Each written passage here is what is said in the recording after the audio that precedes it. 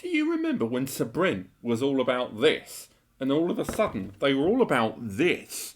What? Like, that was an enormous jump, right? I mean, I'm used to a lot of brands getting bigger and better, but to go from docking stations to high-end 7,000 megs SSDs, that's mental.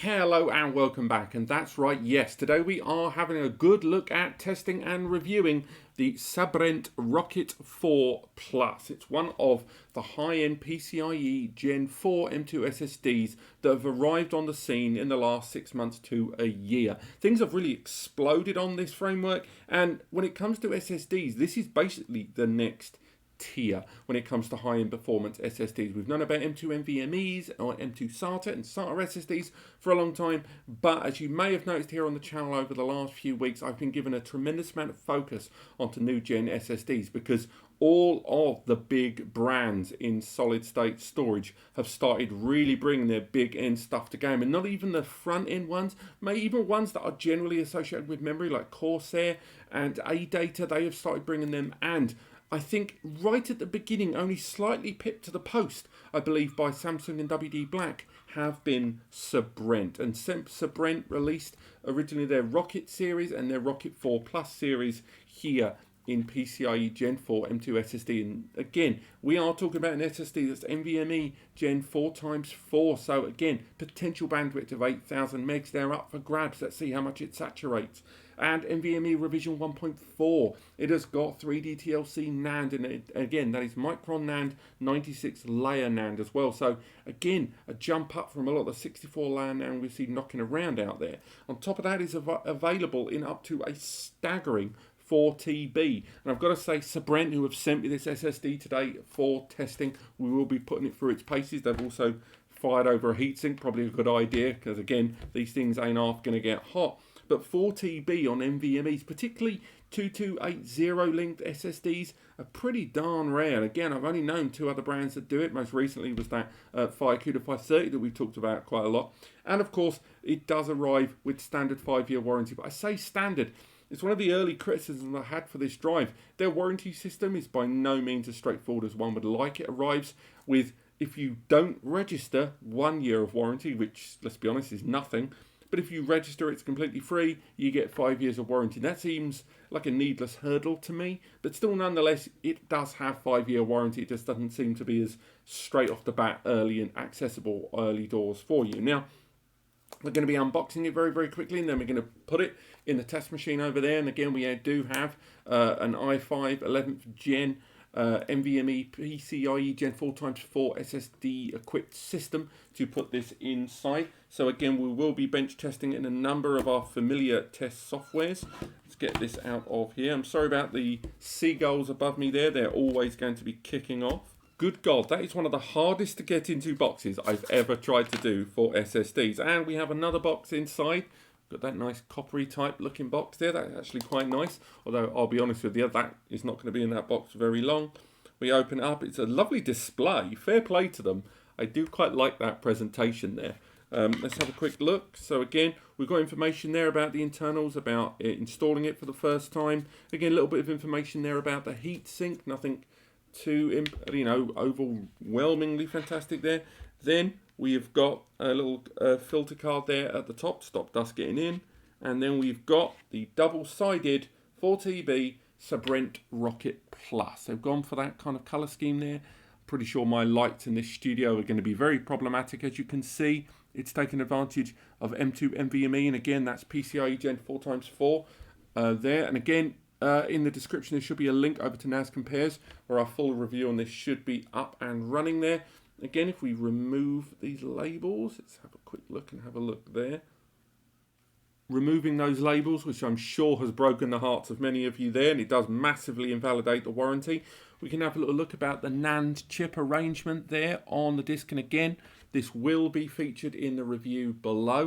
One thing I will highlight as well, something I've not seen before on an SSD, this has got a metal top plate. It's metal foil top plate there. And again, we will be going through a lot of the review details later on to look at those, to look at the controller. But again, a nice chip arrangement there, plenty of NAND there to play with all the way through. And again, it is a 2208 length SSD, none of the kind of massive ones, the 22110s.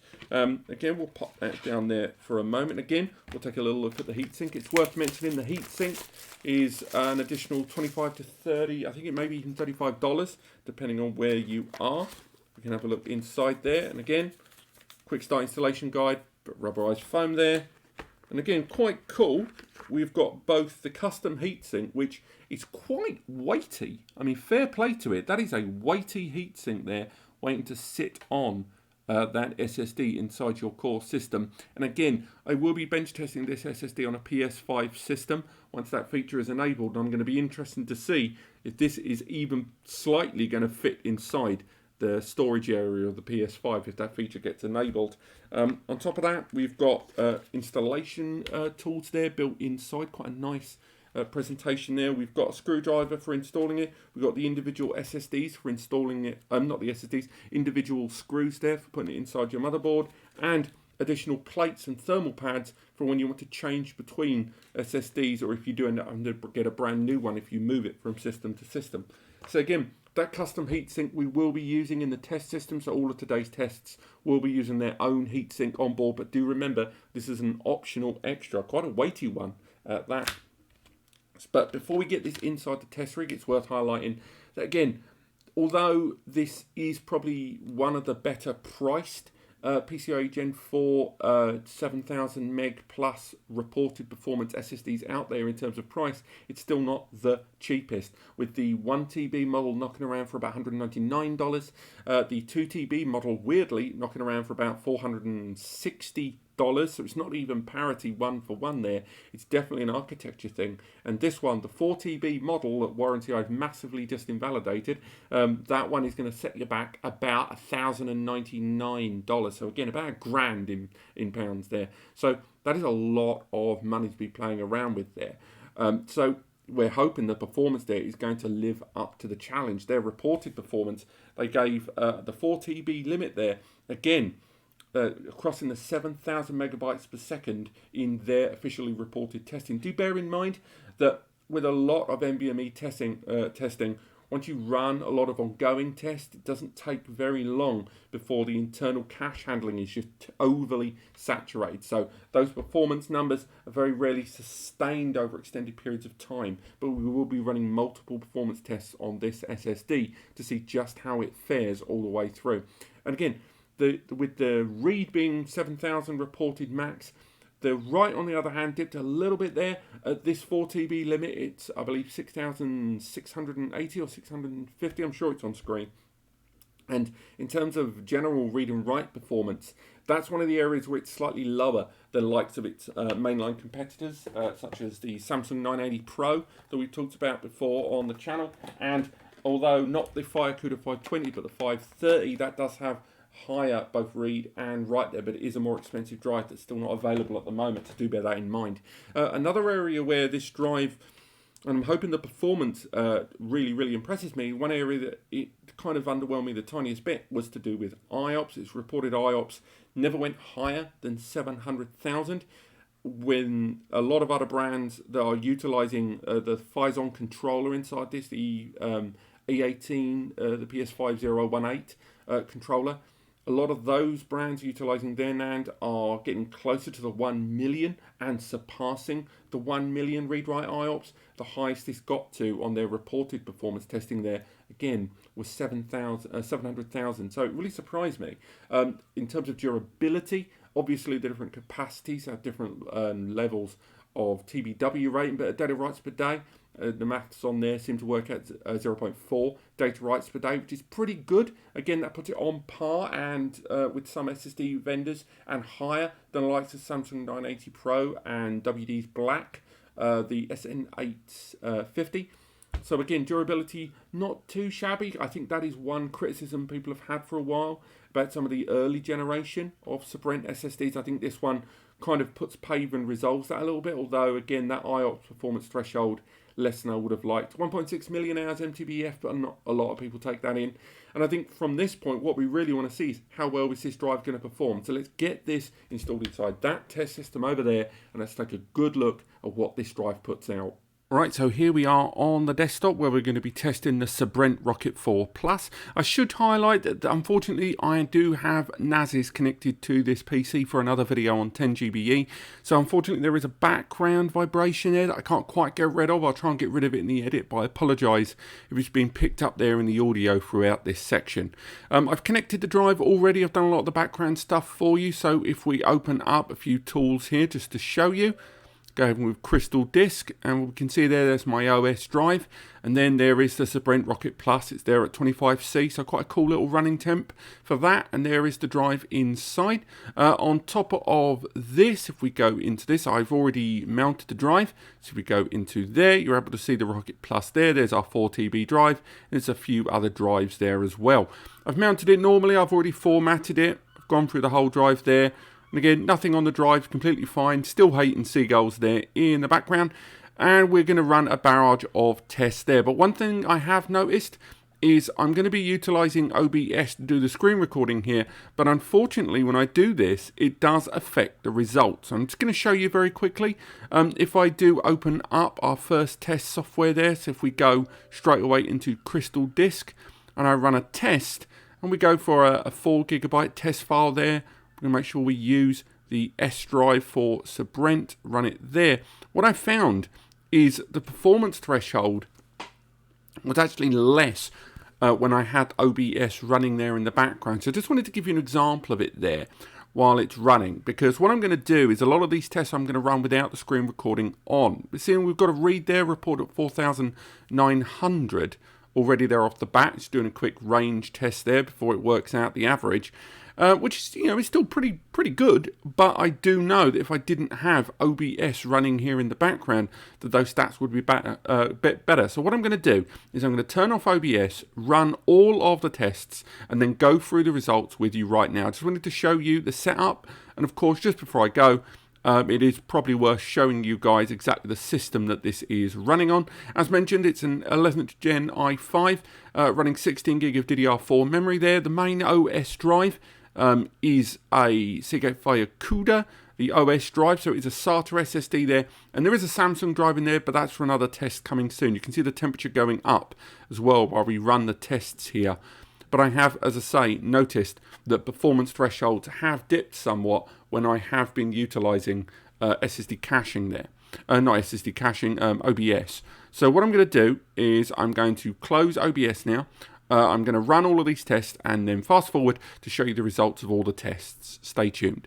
Okay, so as you can see on screen, there has been a barrage of testing here, but there's a few things I should probably highlight straight off the bat. First and foremost, NVMe drives do get rather hot, and as you can see throughout this testing, although it's at 37 here, if we just run another quick tester to give you some idea of what I'm talking about, if we run another Crystal Disk Mask test here, we'll just pop this in the middle, we'll use the Sabrent, and again, we'll run that, and one of the things you will notice is that the temperature of this drive will rise quite dramatically. It breaks into the 50s and 60s quite fast, and again, regardless of the heatsink I am using, I believe I should have been using a slightly more vented system, because you can definitely see that temperature going up there. And already, as you can see, because I'm running the screen recording software, OBS, it is already impacting the performance there. So I'm just going to end that test, going to stop that benchmark,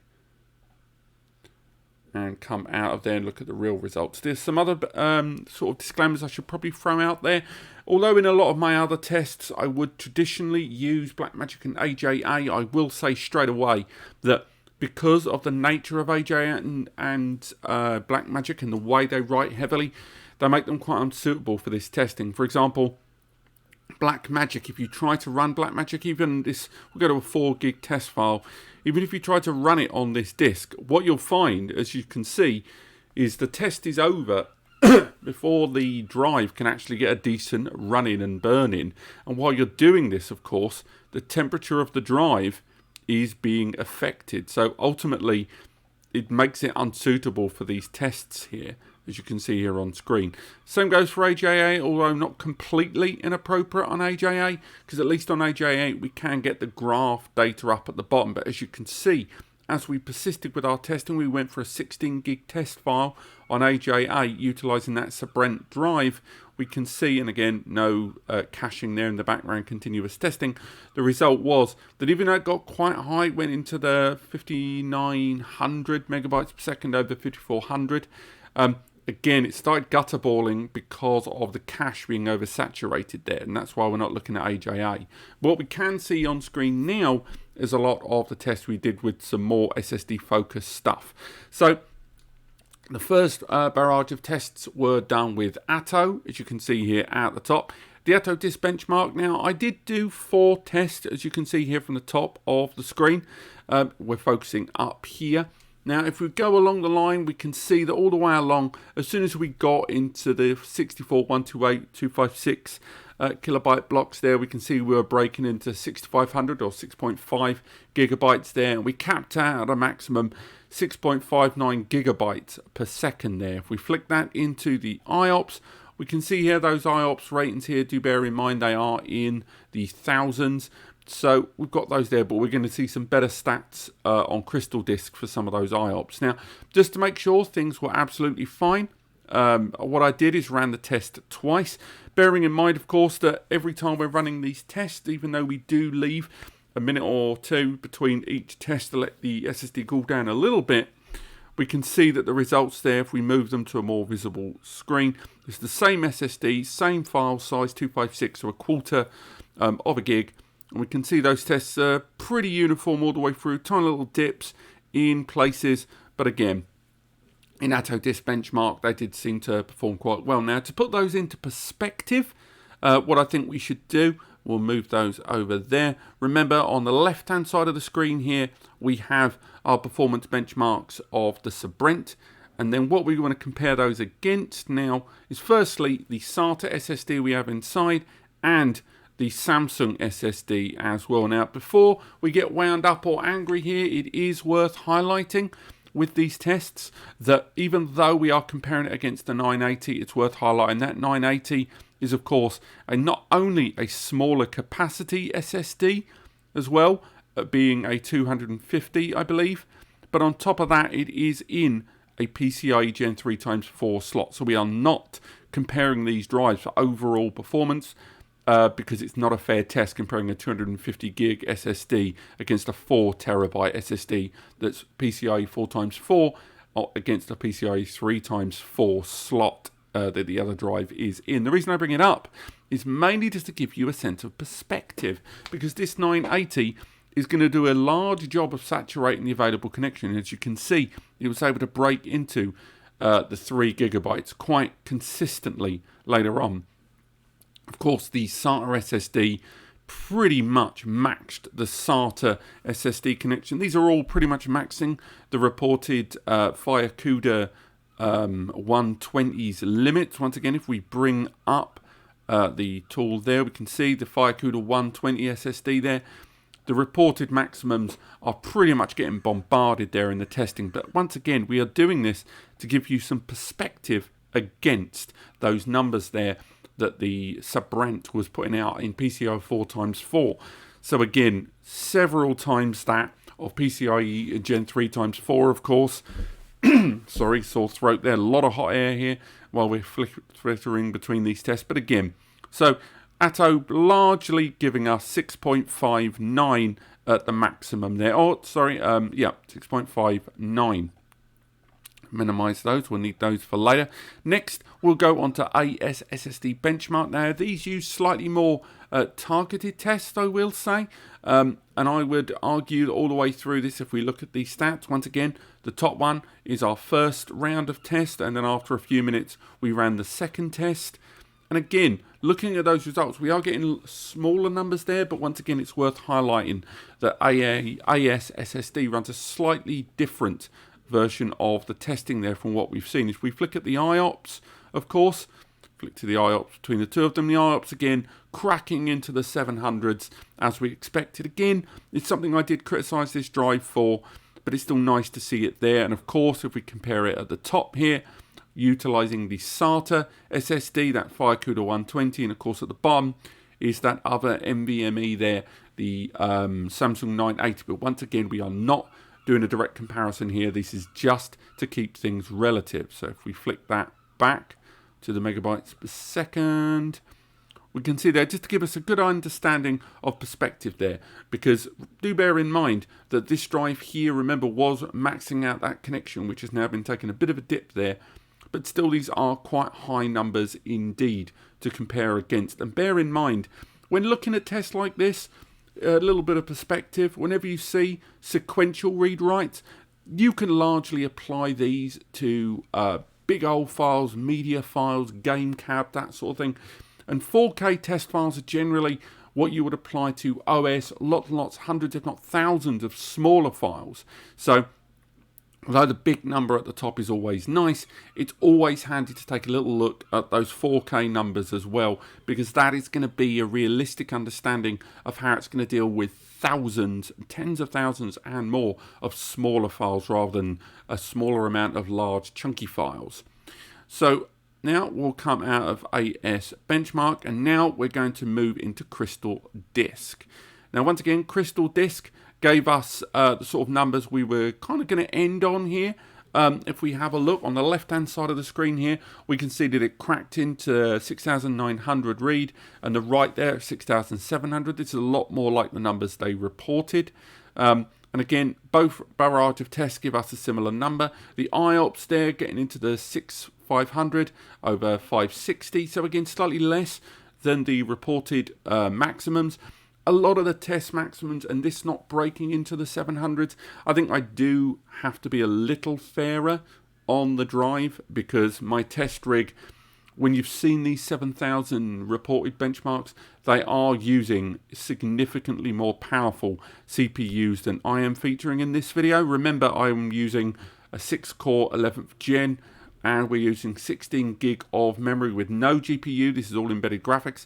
Consequently, you will find that a test like this, particularly running from a SATA SSD OS, is going to impact those results a bit, but it's still lovely to see that it got so incredibly close, even with these specifications, to that 7,000. And of course, if you have researched this drive online, you'll know that a lot of review case scenarios have cracked into that 7,000 with much more powerful rigs. And of course, at the top of the screen there, we can compare it against the reported performance there of the SATA Firecuda 120. Again, we are comparing SATA against NVMe. We're using this for perspective. And the IOPS there relatively giving you some idea about the significant difference.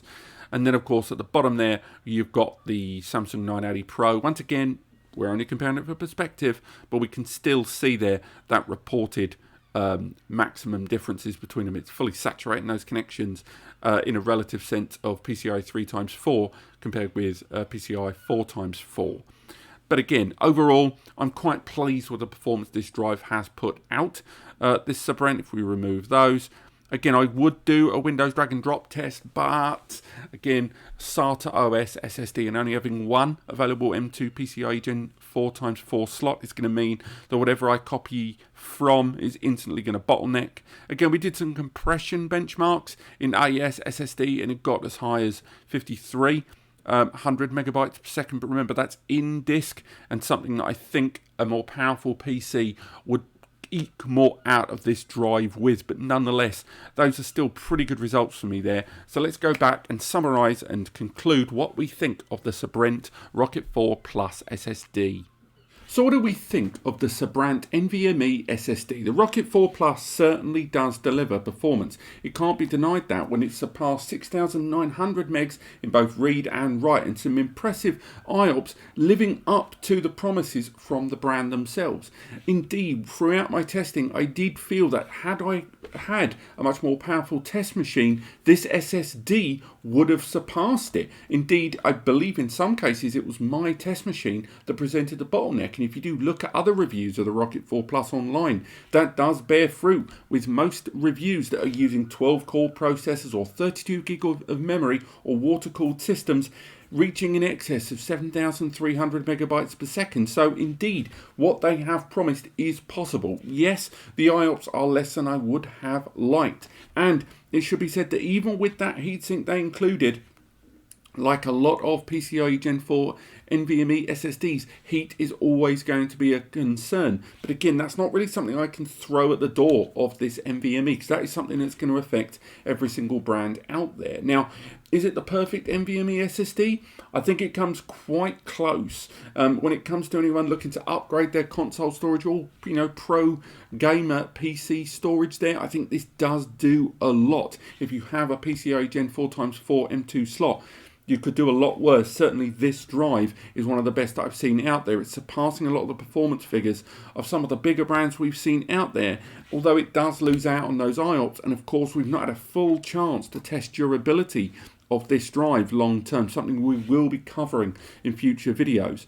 But for me personally, notwithstanding the fact that it doesn't break into the 1 mil IOPS mark there, and maybe with the durability rated at 0.4, we could have seen higher.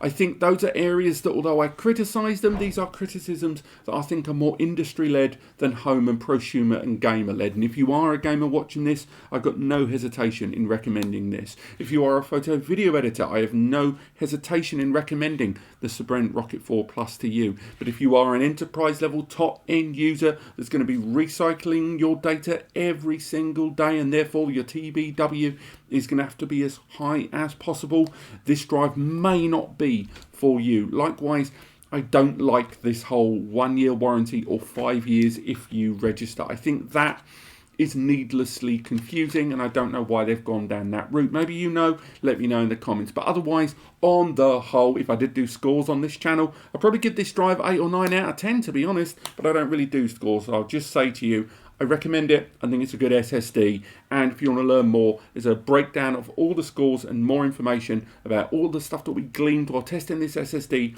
on a review over at NAS Compares, the blog. If you have enjoyed this video, click like. If you want to learn more, click subscribe, and we will be bench testing and comparing this drive directly on the test machine against the Samsung 980 Pro. We'll get some better performance, comparative capacities to work with there, maybe at 1 and 2 TB.